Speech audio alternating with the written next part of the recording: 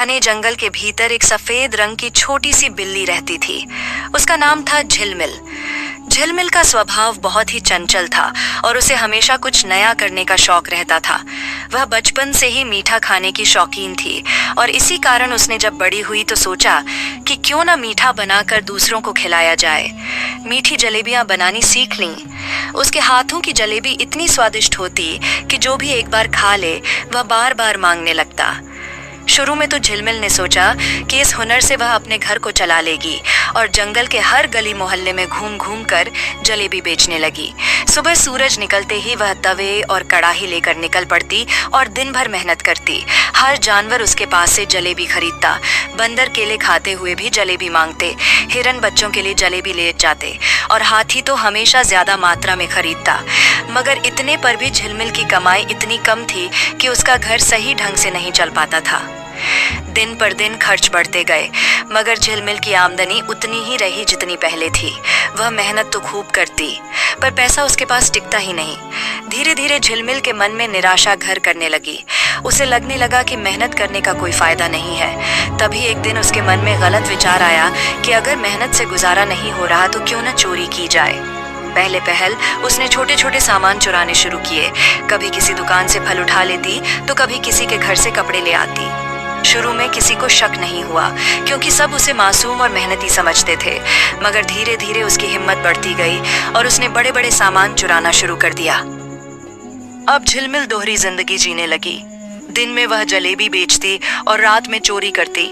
जंगल के जानवर जब सुबह उठते तो देखते कि कहीं किसी का गहना गायब है तो कहीं अनाज की बोरी, लेकिन किसी को चोर का सुराग नहीं मिलता। हर कोई हैरान था कि आखिर यह सब कौन कर रहा है। झिलमिल बड़ी चालाकी से हर बार बच निकलती क्योंकि उसके छोटे छोटे पंजों के निशान मिट्टी पर साफ नजर नहीं आते थे और उसकी सफेद खाल अंधेरे में चमकते हुए भी पेड़ों की छांव में छिप जाती थी। इस तरह झिलमिल ने जंगल में चोरी करके खूब दौलत इकट्ठा कर ली मगर उसका लालच बढ़ता ही गया। कुछ समय बाद झिलमिल को लगा कि जंगल में तो अब सब उसके चोरी करने से सावधान हो गए हैं और पुलिस भी चौकन्नी हो गई है, तो क्यों ना शहर जाकर चोरी की जाए। शहर के बारे में उसने सुना था कि वहां बहुत बड़े बड़े घर हैं और उनमें सोना चांदी भरा रहता है। यही सोचकर एक रात वह शहर पहुंच गई और वहां एक अमीर व्यापारी के घर में घुस गई। उसने झोले भरकर गहने और पैसे चुराए और चुपचाप भाग निकली। मगर शहर की पुलिस जंगल की पुलिस से कहीं ज्यादा तेज और होशियार थी। व्यापारी ने तुरंत चोरी की खबर दी और पुलिस ने चारों ओर जाल बिछा दिया।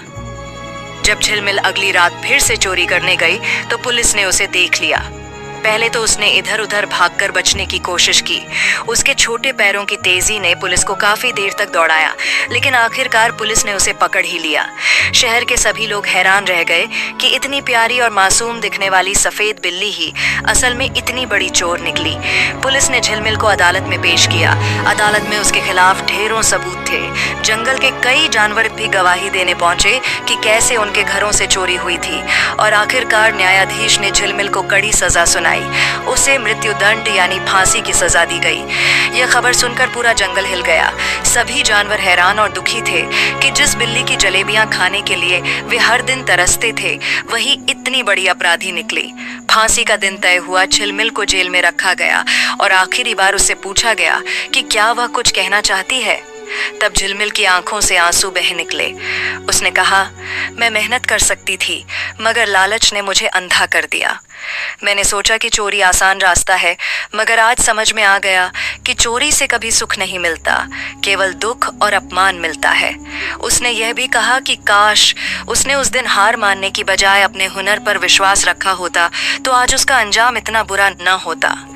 निर्धारित दिन सुबह सुबह जब सूरज उगा तो झिलमिल को फांसी के तख्ते पर ले जाया गया। चारों ओर जंगल और शहर के लोग इकट्ठा थे। हर कोई खामोश था, कोई खुश नहीं था क्योंकि सब जानते थे कि झिलमिल ने गलतियां की हैं, लेकिन उसका अंत इतना दर्दनाक होगा यह किसी ने सोचा भी नहीं था। जल्लाद ने रस्सी डाल दी और पलक झपकते ही झिलमिल की जिंदगी खत्म हो गई। उसके छोटे शरीर की आखिरी झलक देखकर कई जानवर रो पड़े। झिलमिल की मौत से पूरे जंगल और शहर को एक गहरी सीख मिली कि मेहनत से भागना और गलत रास्ता अपनाना हमेशा बर्बादी की ओर ले जाता है, चाहे कोई कितना भी चालाक क्यों न हो। अंत में सच्चाई और न्याय की जीत होती है। जंगल के बुजुर्गों ने बच्चों को उसकी कहानी सुनाना शुरू कर दिया ताकि वे जान सकें कि लालच और चोरी का नतीजा हमेशा बुरा होता है। उस दिन के बाद जंगल के किसी भी जीव ने चोरी करने की हिम्मत नहीं की।